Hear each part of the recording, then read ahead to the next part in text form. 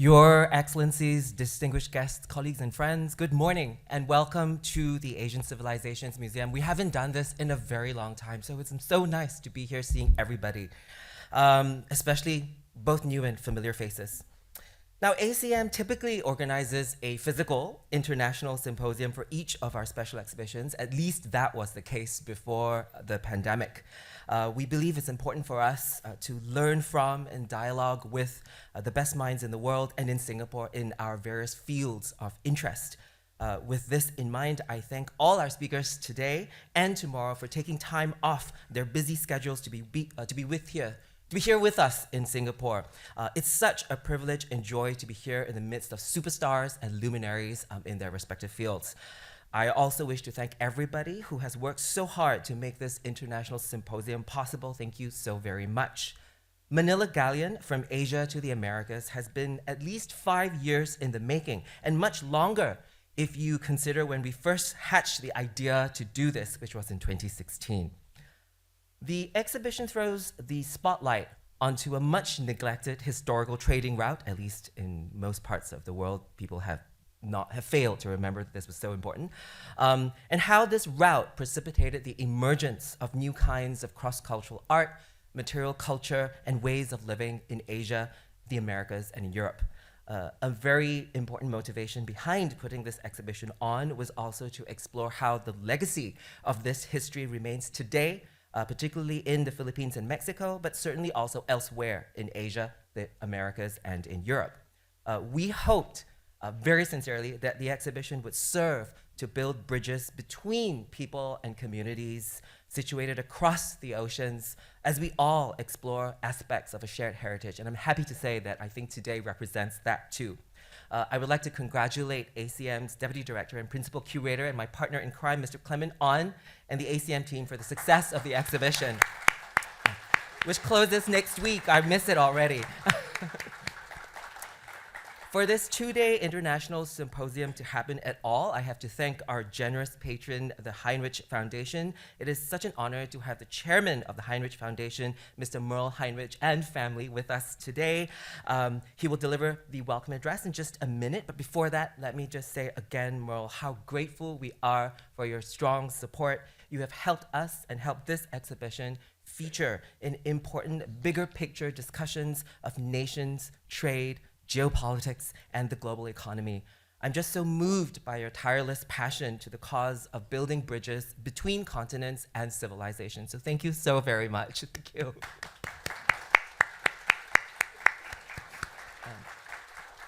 The second person I wish to thank is His Excellency, the Ambassador of Mexico to Singapore, Mr. Agustin Garcia Lopez Loaiza.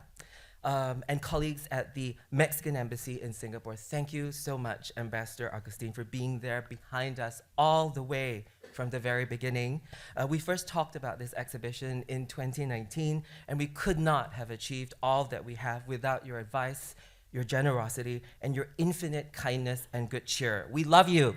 You're an inspiration.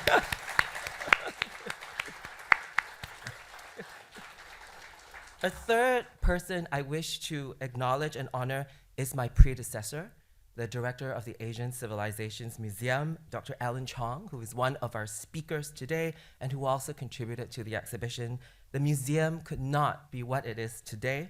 I could not be where I am here today without the strong foundations in research, collections building, and the eye for beauty that we inherited from Alan. And I thank you, Alan, always for everything. Thank you.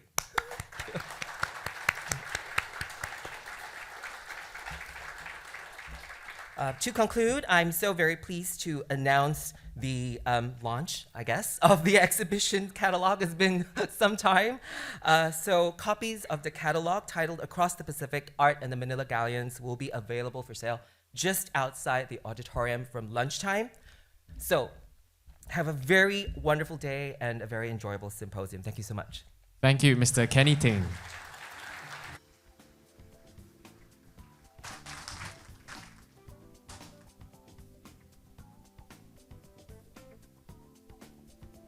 Ladies and gentlemen, we'd now like to call upon Mr. Merle Heinrich, Chairman of the Heinrich Foundation, to deliver the opening remarks. Let's welcome Chairman, please.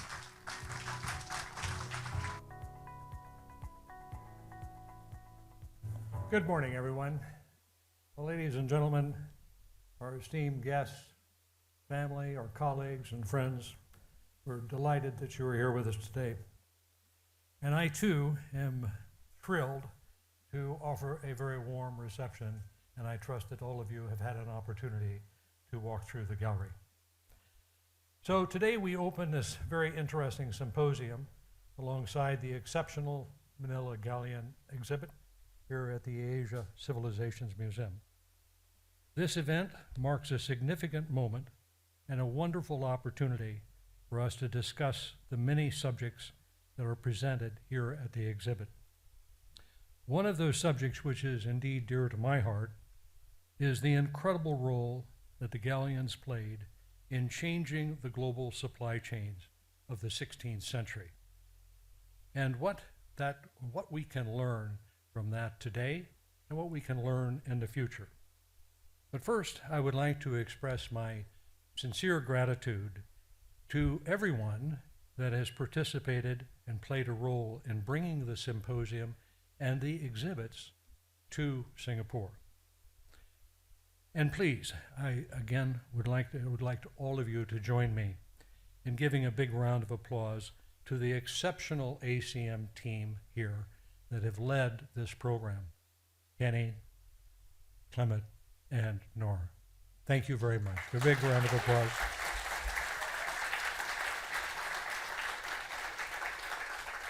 Wonderfully done.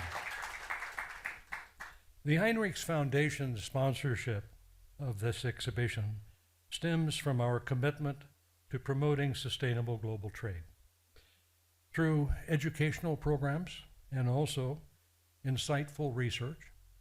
Our mission is to help shape and refine trade practices, outcomes, and policies, hopefully, and with the belief that if trade is not mutually beneficial, it is not sustainable. The Manila Galleons greatly expanded globalization. I find it incredible that in 1556, one man, by almost accident, but with intent, was able to make the change in global supply chains, or that he was able to do. And that man was Andrea Urdaneta, a Spaniard navigator and Augustinian friar, and by discovering the northeast return route from the Philippines to Mexico, he changed the history of global trade.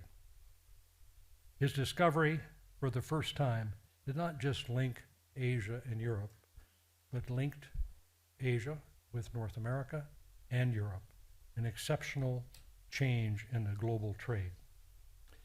The Spaniards, of course, faced some pretty difficult problems, some very serious issues. The first, and what was not just a small detail, was that neither China nor Japan actually wanted to trade with Spain. The Spaniards literally had to create and entice hundreds of Chinese and Japanese traders to bring their products to Manila to be transferred and then reshipped to Acapulco. It is arguably the case that if it was not for the galleons, Manila would not have become the trading post that it had or is today. Also, the Spanish dollar, minted by the Spanish, became the currency of choice. Interesting, which was, needless to say, quite convenient. And we are privileged here at the exhibit to have many examples of that, and indeed have the safes and with which they were transported across the Pacific. But beyond the millions of dollars of produce that was traded, it spawned an entirely new shipbuilding industry in the Philippines and built an entire industry of shipbuilders, sailors, and all of the supporting industries. Today, the world confronts new supply chain challenges, like the trading problems between the US and China. And we once again are indeed witnessing the remarkable resilience and adaptability of the change to work around these tariffs and sanctions and other hurdles to meet global consumer needs. And once again, surprisingly, Mexico is playing an important role as a trading conduit between China and North America. Today, we stand at the cusp of further transformational shifts in global trade, propelled literally by technology, the artificial intelligence, the blockchain, the digital currencies, and all will directly or indirectly influence global supply. History has shown us that there's no country and there's no region in the world that can become completely self-sufficient. And that is in part why global trade, through many ups and downs, has continued to grow and to continue to prosper. Yes, for sure. There are pros and cons, and there are winners and there are losers. But in the final analysis, global trade has provided prosperity to many across the world, huge variety of product which we would have never had available, and it's improved standards of living in multiple countries and societies, which, if it wasn't for global trade, it would be quite arguably that we would have those standards today that we have. It is not that our world has too much globalization. We have too little. So in closing, if I may, I suggest that in our discussions over the next 2 days, using the Manila Galleons as an example, that we consider, each of us consider, how we can better communicate these incredible benefits of globalization. Thank you. Thank you, Mr. Heinrich.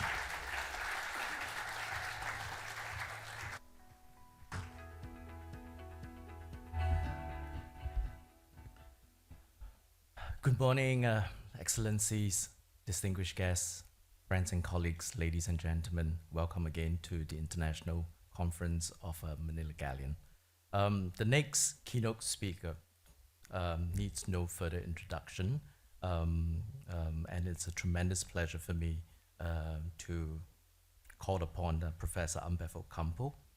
He is the Horacio de la Costa Professor in History and Humanities at the Ateneo de Manila University, amongst many things as well. Professor Ocampo is also one of the a few scholars, many of them are here in presence in this audience today, who have been with this project with me since the very beginning. Since pre-COVID times, we were all chatting about it already. And then post-COVID time, you generously gave me your time over Zoom. And we even have a very impromptu working discussion in a hotel in Madrid. So happens that you're in town, we're over there at a work trip. So without very much taking too much of your time, we all want to hear from you. Professor Ocampo, please.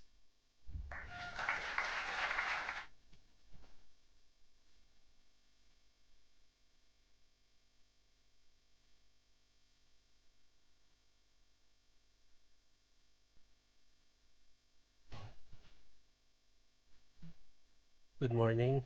I usually just wing what I'm talking, but since they gave me a time limit, I think I have to read. I always include in my travel kit, when you think about it, I was thinking of a topic and they gave me Tornaviaje. I wanted to be flippant and I wanted to call it after the galleons, what? But it didn't sound academic enough. So I decided to use this. In my travel kit is a small bronze image of the Virgin of Antipolo that often gets me into secondary inspection at airports because X-ray scanners find her suspicious or of interest.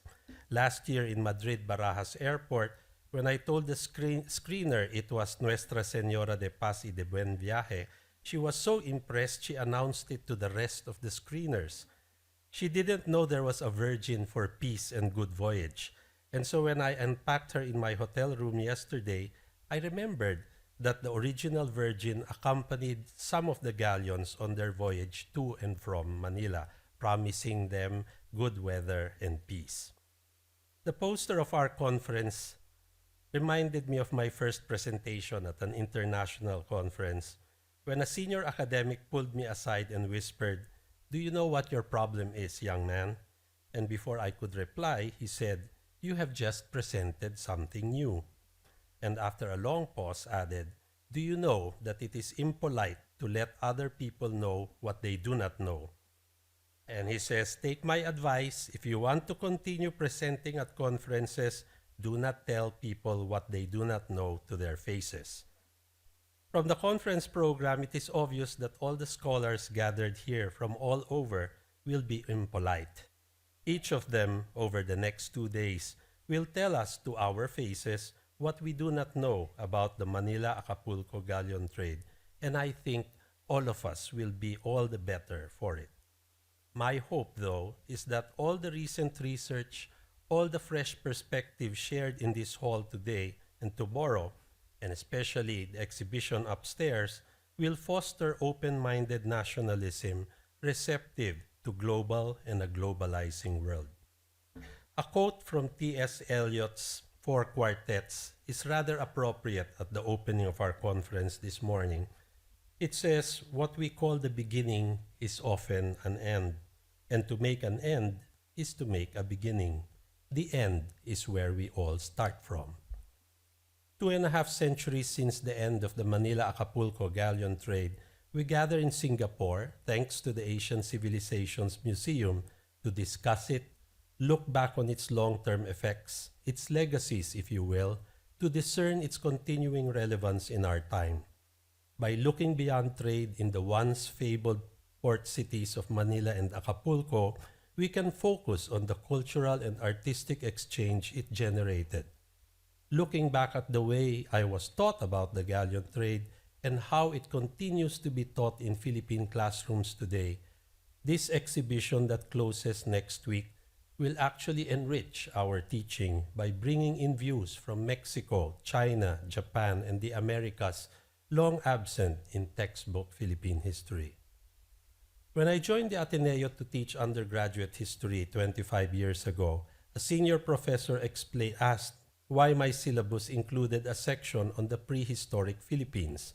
Before I could reply, she explained that history, based on written records, should rightfully begin in 1521 with Antonio Picafetta's first-hand account of the Magellan expedition. Prehistoric, she stressed, was not about dinosaurs and cavemen, but about the period before written record. Prehistory, she declared, is the responsibility of the socio-anthropology department, not the history department. So I shrugged and smiled and was tempted to show off by saying that the first book on the Philippines published in Europe was not by Antonio Picafetta, but was called De Moluccis Insulis by Maximilian of Transylvania, that was published before Picafetta's account. And this is actually based on interviews with the survivors of the Magellan expedition upon their return to Spain in 1522. Philippine history is largely taught as a struggle against colonial rule. 333 years under Spain, 50 years under the United States, and 4 years under Japan during World War II. This prodded Carmen Guerrero Nakpil, writer and one-time chair of the National Historical Commission, to say that the Philippines spent 400 years in a convent and 50 years in Hollywood. With the Summit of Philippine History set at the birth of the nation in 1898, Filipinos have imbibed an anti-colonial history, more anti-Spanish than anti-American. To illustrate this, let us look back on the 2019 social media storm over the animated film Elcano and Magellan, First Voyage Around the World, which was timed for the 500th anniversary of the voyage in 2021. The problem was that Filipino netizens were not amused when the local distributor highlighted in the Philippine poster, so you can see on the left the Spanish poster and it was translated into English, but here they stressed out and highlighted that the film included the Battle of Mactan, where Magellan dies. And it even included a cameo with, quote, the Philippines' very own hero, Lapu-Lapu, who turned out to be a villain in the film. So the netizens flashed the anti-colonial card, talking about colonialism, do not be nice about colonials. And so they all got excited about a movie they had never seen beyond the promotional trailer. The film was never shown in Manila because of this. And maybe because a well-meaning congressman even suggested that the Movie, Television, and Review and Classification Board should censor the offensive parts of the film or ban it outright. A check with the International Movie Database reveals launch dates in different countries in 2019. One film was known under different titles. The film's worldwide Spanish working title is Magallanes, the First Voyage Around the World, when the original title, insisting on current Spanish historiography, downplays the Portuguese-born Magellan and gives top billing to the Spanish Elcano. Thus, the film was released in Spain as Elcano and Magallanes, the First Voyage Around the World. However, in Spain itself, when the film was shown in the Basque region, birthplace of Elcano, Magellan's name is deleted from the entire title, and Elcano Lehen Mundubira means Elcano's tour around the world. And now the funny part is that when it was shown in Portugal, where Magellan is seen as a traitor to Spain, the land of his birth, by sailing under the Spanish flag, both Magallanes and Elcano's names are dropped in favor of the generic title, An Adventure of the Seas, First Voyage Around the World. I can't make out the Russian title. But from the above, it is clear that history is never innocent. History is never objective. It always has a point of view. And thus, seemingly innocent titles for an animated film illustrate contested historiography that impacts both national pride and national identity. Contrary to popular belief, the Spanish occupation of the Philippines did not begin with Magellan in 1521. I used to tell our former tourism secretary who was from Cebu that he had to work double time, and it was his karma to be appointed because his ancestors had killed our first tourist.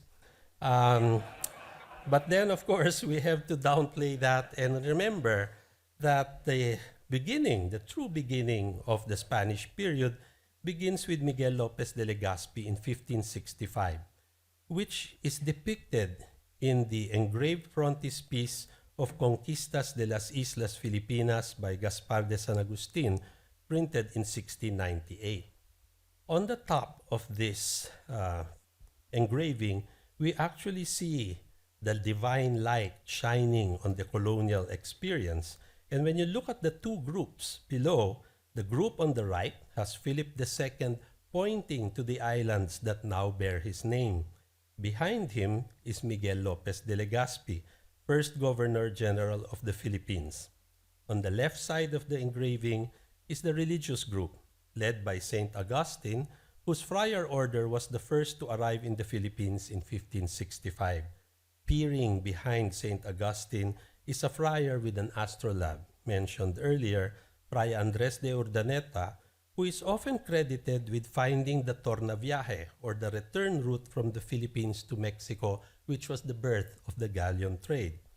Actually, if you do your research, you will find out that someone had actually done the route earlier than Urdaneta, but he unfortunately was a wayward member of the Legazpi expedition who arrived earlier and was later declared a deserter, and therefore it is Urdaneta who gets all the glory. Further proof that history, to use a social media term describing social relationships, it's complicated.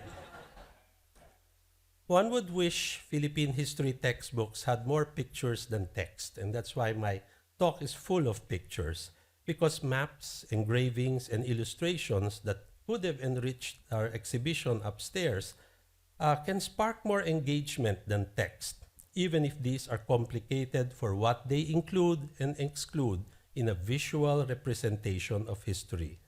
Many of the exhibition objects are old friends. The fabled Arcon or the Baul from Mexico that has a picture of Manila on its lid, and the Murillo Velarde map on the right, I have seen before.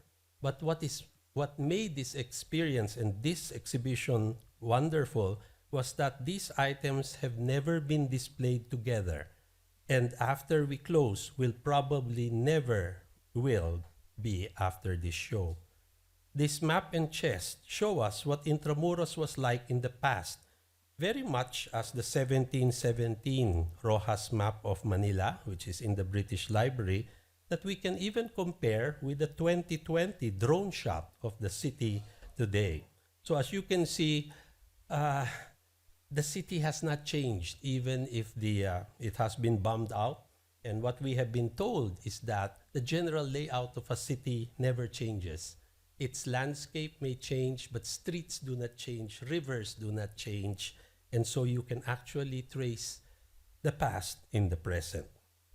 But one of the most creative depictions of the galleon route was drawn over a 1761 map by Vicente Memiglie on the geographic aspect of the Hispanic world. So it just looks like a map with the line of demarcation following the 1493 papal bull Inter Cetera, when Pope Alexander VI cut the world in half like an orange and gave half of the unknown world to Spain and the other half to Portugal to maintain peace between the competitors in the so-called voyages of discovery. So when I was and I only noticed this morning when I was doing my presentation, was that what people do not realize is that the Philippines actually fell on the Portuguese side of the world, and so they had to keep negotiating to move the demarcation line, but it never could get to cover the Philippines. So in the end, what happened was they exchanged. So Spain said, we want to keep the Philippines and we'll give you something in exchange. And Portugal said, what is that? And they said, we'll give you Brazil. And I think that was one of the biggest mistakes because the Philippines economically did not give as much as Brazil did. But the thing here is when you look at it, the map, they had a wonderful thing. On the world geography, you see the form of Hispania, the allegorical personification of Spain. She holds a tilted staff and flag. And when you look at it, in the first image, it was straight. Here, it's tilted because now the demarcation line covers the Philippines. Hispania wears, and this is a beautiful map. I used to think it was small when I got to the British Museum, found out it was very big, and so we could look very closely at it. And you will see here that Hispania wears a crown composed of the different Spanish provinces. So you see Castilla, Leon, Mallorca, etc. And she wears a diadem on her neck formed by the fabled treasure ships that brought the wonders, tastes, and treasures of Asia to Europe. When you look at her mantle, you will see that it is formed by Spanish America. But what is of interest to us here today is that her long, shapely legs are formed by the galleon routes to and from Mexico and the Philippines. Nowhere else has a maritime route been drawn so sensuously. Finally, at the bottom, at Hispania's feet, you will find that she wears slippers made from the Philippine Islands, and my students usually call them Havaianas. So you will see here the right slipper is Luzon and the left slipper is Mindanao. The Manila-Acapulco galleon trade is merely a footnote in Philippine textbook history. If the teacher provides some detail, the lesson is also meant to emphasize not so much what the galleon trade brought, but rather to emphasize the oppressive nature of the Spanish colonial period. The galleon trade is taught in K-12 social studies, and I just downloaded this from the Department of Education website, and it shows you that the galleon trade is explained in a module on the effects of economic policies during the Spanish period together with the tobacco monopoly. It does not give much detail and proceeds to the effects of the trade. 4 out of the 5 are negative. Officials were too focused on the trade, they neglected the development of the provinces. The galleon trade produced disruption to planting and harvesting by the natives. The natives were forced to build galleons, depleting timber. And last and foremost, only the Spaniards grew rich from the galleon trade. When I looked at the quiz for this module, I was surprised that the students were supposed to write not yes or no, true or false, but they were supposed to write yehey for positive effects and aray, which is ouch, for the negative. In the quiz, the 2 references to the galleon trade are both negative. A, Filipinos were made to build the galleons without pay. And B, only the Spaniards benefited from the galleon trade. So the thing here is the educational system has to change the way in which it looks at the past in order that young people will be able to face a future that they do not know. Over at the Ayala Museum, and we have Nina Baker here, the former director, we have a dioramas which were carved by a little town outside of Manila that give you scenes of Philippine history. It used to be so great in the 1970s that the National Museum of Singapore had their own dioramas made, but they have since been thrown into storage because the modern museum goer wants more action and more animation than these static things can bring. But over at the Ayala Museum, you see this diorama on the galleon trade. And the notes on the diorama provide more detail about Manila becoming a transport and trading hub and the galleon trade becoming the most important business concern of Spanish settlers because the colonial government had not discovered gold mines and failed to establish commercial agriculture or home industries to improve economic life in the colony. That Manila was a busy hub did not dawn on me until I came across some visuals. I traveled to Sendai from Tokyo in 2013 to view the exhibit commemorating the 400th anniversary of the Hasekura mission from Japan to Europe. I was there only to see the originals of 2 known portraits of Hasekura Tsunenaga, that is one of which is upstairs, who was received by Philip III in Madrid and Paul V in Rome. The more impressive portrait, which is included in this exhibition, is something that is really wonderful because it's painted in Europe and depicts, a Japanese. And when I went to Sendai, I was pleasantly surprised to see that the only existing letter in Hasekura's hand, extant, was on display, and it was written from Luzon, which is Manila, in 1619, the final layover in a journey of 7 years. That Hasekura referred to Manila as Luzon from Luzon Island in the Philippines reminded me of another map. And this was a 17th century map, Japanese map of the world that came with illustrations of peoples from different parts of the world.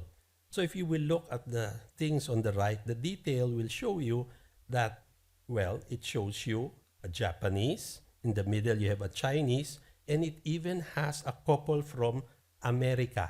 So you see them wearing particular headdresses. But the couple from Luzon in the 17th century, we can now compare with images from 19th century watercolors, which are also upstairs, that show you their clothing. And these wonderful watercolors by Jose Honorato Lozano actually gives us a look into a lost world. Going back to Hasekura's letter from Manila, it was actually a cheerful letter to his son saying that he was gathering presents or omiyage before sailing home to Japan. And while I was disappointed that there were no extant Philippine artifacts in the exhibit, there were 2 weapons acquired in Manila on display, a keris from Indonesia and a dagger from Sri Lanka. And when I looked at it, I asked, what were these things doing in a market in Manila in 1619? These Hasekura presents reminded me of the vignettes and that ornament the sides of the 1734 Murillo Velarde map, which is also upstairs. And these are the two sides with many little illustrations that depict various traders and peoples in Manila. One vignette depicts natives in doing various trades. One is a woman with a basket of guavas, there's a boy with a crab, and a man with a balarao or blade in his sheath hanging suggestively in his pubic area. You also have people dancing in the background. Then there were Chinese drawn in a line that shows the evolution from somebody on the right who is newly arrived and still wet from the boat from China begging, and then it goes all the way into civilization to the Christianized Chinese on the left who is already wearing Western garb. Another vignette shows Spaniards, a black man, natives busy at cockfighting, and indigenous peoples from the mountains armed with bow and arrow. Mestizos or half-breed shared a vignette with a Japanese and a Mardika or a freed slave from Indonesia. And speaking of slaves, Manila had Cafres, not the ones from mythology in the Philippines, but actual slaves from Africa who shared the vignette with two Indians, a Lascar and a Canarin from Goa or Bangalore. Finally, chatting by a water pipe are an Armenian, a Mughal, and an Indian from Malabar. Being curious about the 18th century Murillo Velarde map taught me so many things, the most important being the Filipino relationship with water and waterways. I was taught in school that the definition of an archipelago was that these were islands separated by water. But then I learned when I was doing history that an archipelago is actually a group of islands connected by water. History taught me that in the past, Filipinos saw the archipelago as with water as its connecting feature. This exhibition reminds a generation used to trains, airplanes, and cars that water used to be the highways that connected rather than separated the world. School taught me to look at maps and to look at geographic shapes of countries like Italy shaped like a boot. And it taught me to see divisions by region and country by looking at capital cities and different countries and how they are shaped. But then, when I learned history, I started to see that instead of divisions, history actually teaches us connections.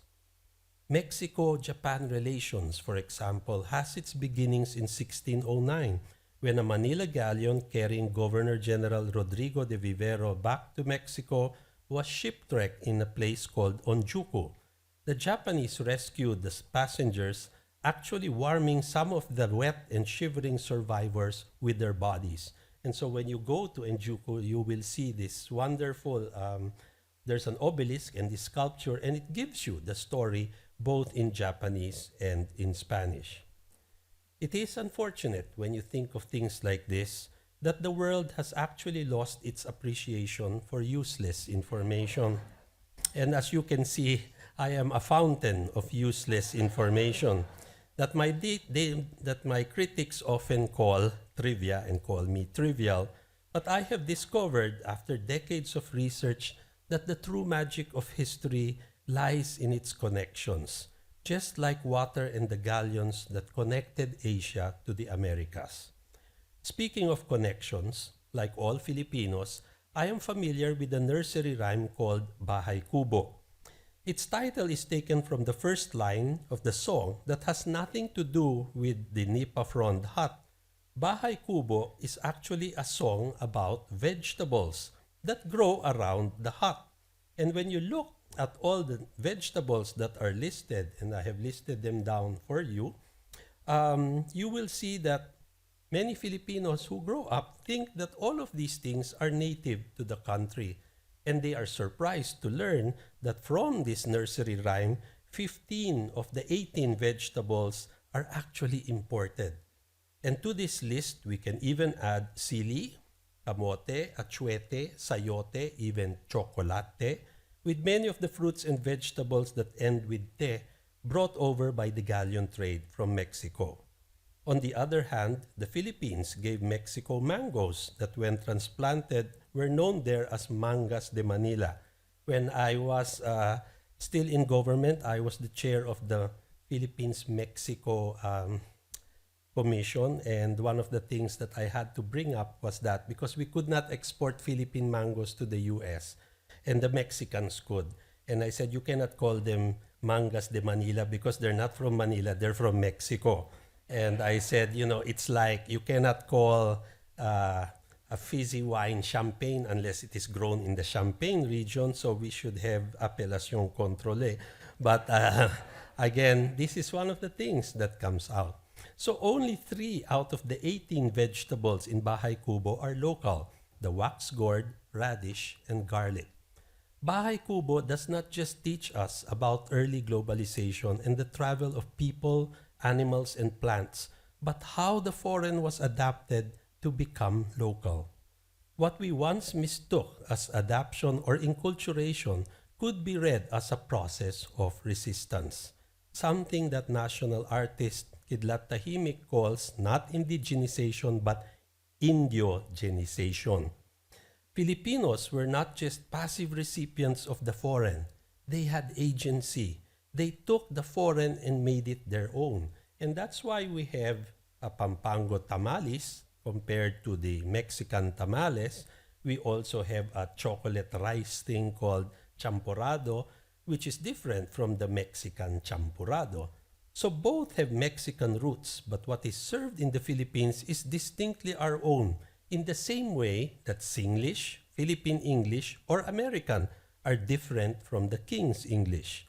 The same way that the Spanish paella was made green and cooked with native ingredients and coconut milk and transformed into the Kapampangan biringhi. Or, if you go to Jollibee downtown, spaghetti that was indigenized to become sweet rather than savory because it uses banana ketchup instead of tomato. Indigenization is the process of taking the foreign and making it local. It is best seen with the unique brand of Catholicism in the Philippines that is more local than Roman Catholic. And the best example of this is the Santo Niño that shows us both adaptation and indigenization.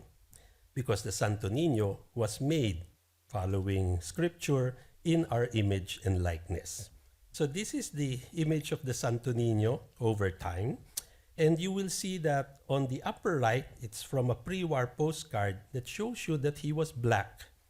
And in the lower right, I think a photograph from the 1970s, I think he overdosed on glutathione or skin whitener, so he became white. And what he looks like today is on the left, which is just right, not black, not white, but brown.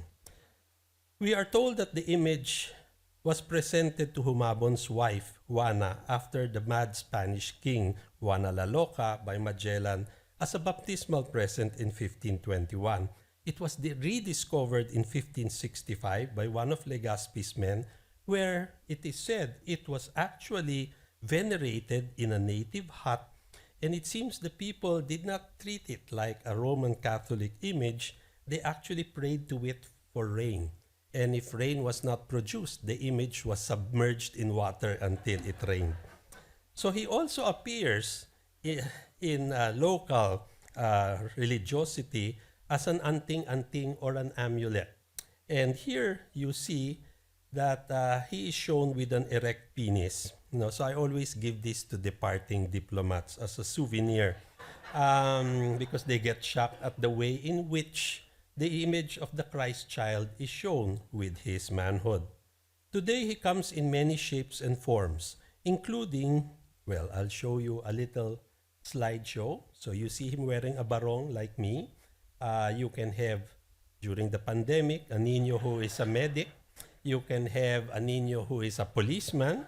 You can have a niño who is a security guard or a National Bureau of Investigation person. You can see him as a cigarette vendor or a street waif. You even have him like Santa Claus. And the nicest thing is this one. It shows him actually endorsing Philippine hamburgers of the Jollibee variety. So the thing here is that Philippine history often overemphasizes the physical and military resistance to colonial rule in a narrative of victimhood that leaves little room for a spin on aspects of culture, literature, art, architecture, fashion, food, religion, etc., that are expressions of Filipino agency, expressions of resistance. To conclude, as you have seen today, and we will listen to more detailed papers today, the galleon trade is not one, but many stories that tell us about Indio genius. What we actually see here is that it is not one history, but it is many histories. History is not the past. History is not objective. History is a process and a product, not a destination. History has meaning, the past has not. The meanings that we give the past affects our present and future, so the choice is ours. Do we continue to be imprisoned by the past, or do we choose to be liberated from history? The choice has always been ours, and most people are comfortable being imprisoned in the past. So the next time you look at the remote of your television, you look at it as a way of looking at history, because in history, like the remote, you can rewind, you can fast forward, and most importantly, you can delete. So the thing here is that we can remind ourselves of what history is and what history is all about. And as we began this keynote with the words from T.S. Eliot, we also end with Eliot, who said, "A people without history is not redeemed from time, for history is a pattern of timeless moments." And so we began and end where we started, and like T.S. Eliot, who says that at the end of this conference, we see a beginning. We shall not cease from exploration, and all the end of all our exploring will be to arrive where we started and know the place like the first time. Thank you and good morning.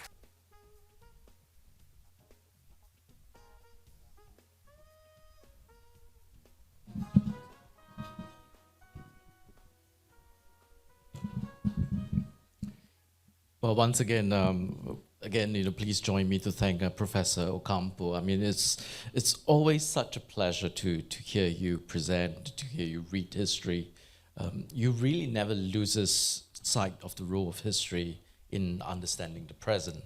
And more so with what you have talked about in terms of, our time right now in terms of the lots of all this information, misinformation, fake news, revisionism as well in terms of looking into history and the pool of division.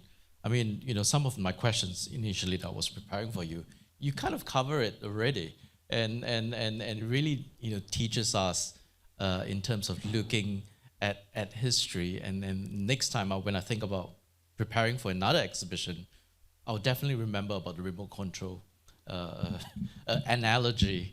But having said that, do you have any word of advice for educators, for museum curators moving forward? How do we do looking into complicated histories? What kind of methodologies, what kind of recommendations would you have for us? One of the things is you should really change the pedagogy. I don't know how it is taught in Singapore, but in the Philippines, I'd like to think that education is there to make people ask questions. And in many classrooms, the teachers are too scared of bright kids who ask good questions. And so they're told to just, what the textbook says is true, even if it's not. What the teacher says should be true, even if it's not. So exhibitions like this are interesting because they open us to many points of view. They make us go out, not so much with answers, but with questions. And I always think, and I'm a strange teacher in that way, in that I've always encouraged questions because knowing is actually static. You don't learn anything if you think you know everything.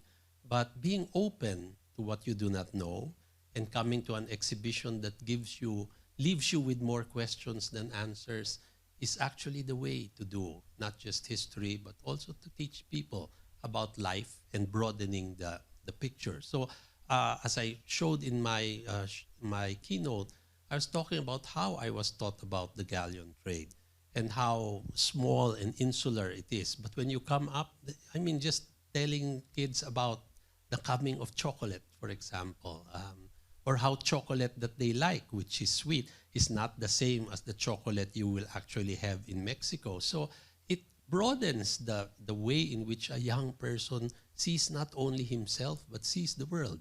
And for me, that is part of being a global person in a globalizing world. Thank you. May I turn to the floor if there's any questions for Professor Ocampo? I think there's one at the back. What struck me in Singapore is many of the Filipinos we see here are underprivileged, the foreign worker community. And an exhibition like this helps us to see Philippines in a new light, where Manila was at the center of the world and very prosperous.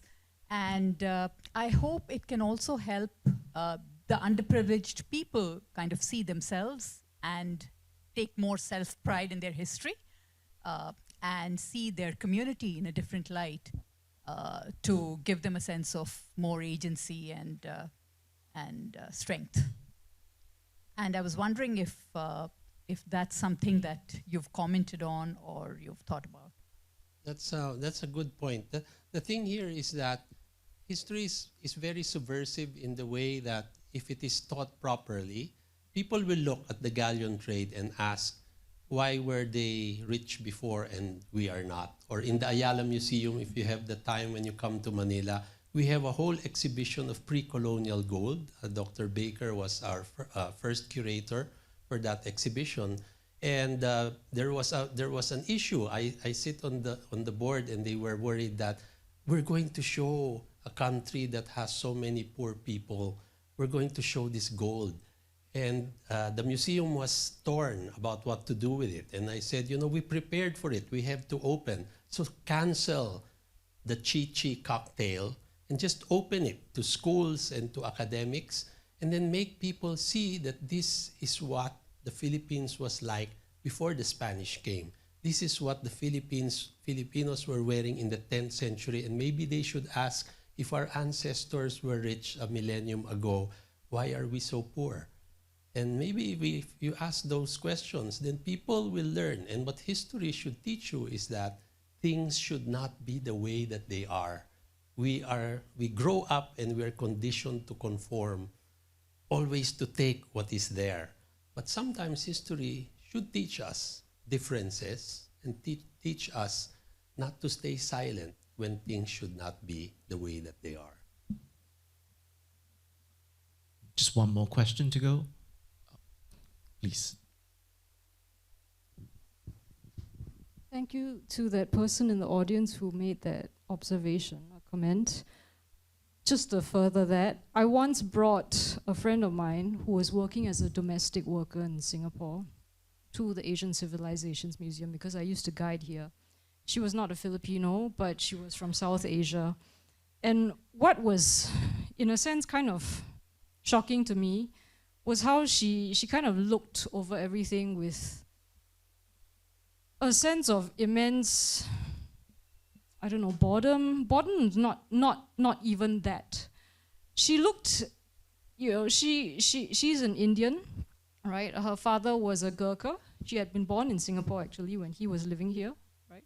So her family had actually served the British in Singapore and therefore served Singapore. But she was thoroughly unimpressed by what was in the ACM because she had asked me, can you bring me to a museum? I want to see what's inside. Because I always hear people talking about them, but I've never been to one myself. So I came here.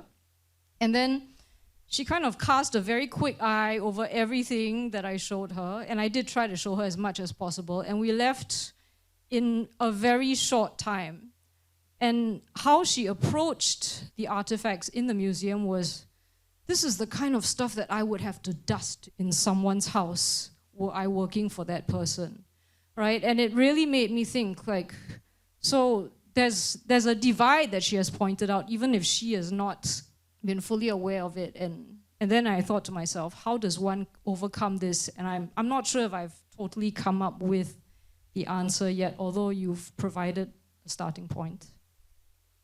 I'd like to think that museums are places that you don't visit only once, that you go all the time, because each time you go, you see something new.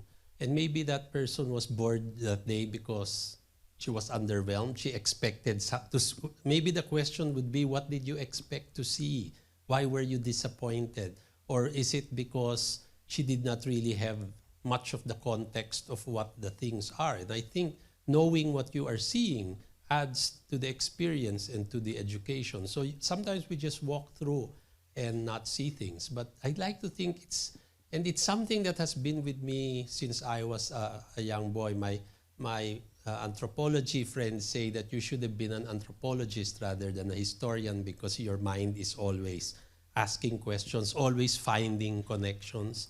And I'd like to think that if that is the way in which any person enters a museum, to enter with wonder, to enter with a question, is always the way in which to leave.